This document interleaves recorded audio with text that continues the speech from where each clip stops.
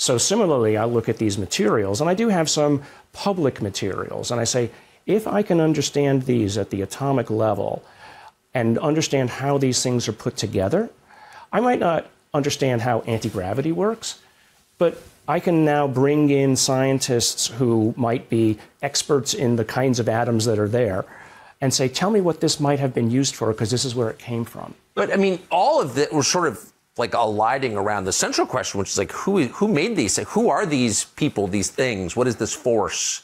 Yeah. Not human. I don't know. I mean, and that's why it's so hard for me not to say what I think it really is, because if I do say it is absolutely this, people will start to question. Of course, because you can't know, right? Right.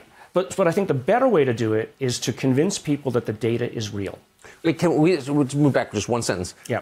So without putting your professional credibility, reputation on the line, et cetera, you're around people who study this stuff for a living, who are the most knowledgeable people on this topic in the world. Yes. What is their general sense of what this might be? That this is not from Earth.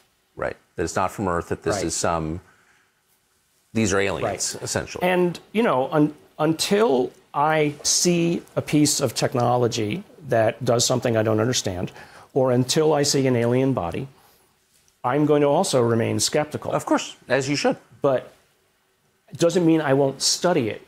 And people say, well, why, if you are so skeptical still, you're studying it?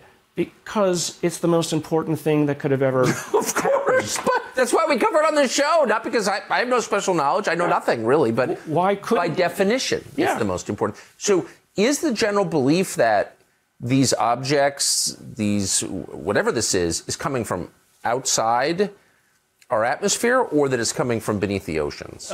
Both, I think. I mean, whatever it is, it's clearly been here for a long time. And it doesn't necessarily care so much about us, but in terms of, you know, if it wanted to wipe us out, it could. Clearly, obviously. All you got to do is go out to the asteroid belt and push a big rock our way, and that's the end of us. We're the next dinosaur problem. So the next question is, well, if they've been here all along, before we were even civilized, well, whose planet is this really? And do you think that there is evidence that this is an ongoing thing? Yeah. I mean, so I don't know if you know the astronomer and venture capitalist Jacques Vallée. You probably heard his. Of course, yes. And so he's actually a good friend. You know, he's written books about the matter, showing that if you go back into the historical records, things written by the scientists and philosophers and mayors and kings of the day, you know, it's in the record. This object was seen, it looked like a wheel, or it looked like a shield, and it showed up over our battles, and, you know, et cetera, et cetera. So you can go back and recontext the observations and say, well, if somebody wrote that today, I'd call it a UFO or a UAP, right? Of course. So it's been here. I think really, you know, one thing you have to ask is, well, why do they show up? And maybe it's just, and why don't they land? That's a question I often get asked is, well, why would you? I mean, do you try to establish diplomatic relations with the ants in your garden when you move into a new house? Right.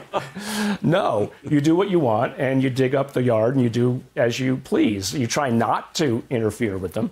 You know, if there's a nest of birds, you're not going to interfere. You're going to try not to bother them. So, because you've got your own business going on. You're doing your own thing. So what that thing is, I don't know.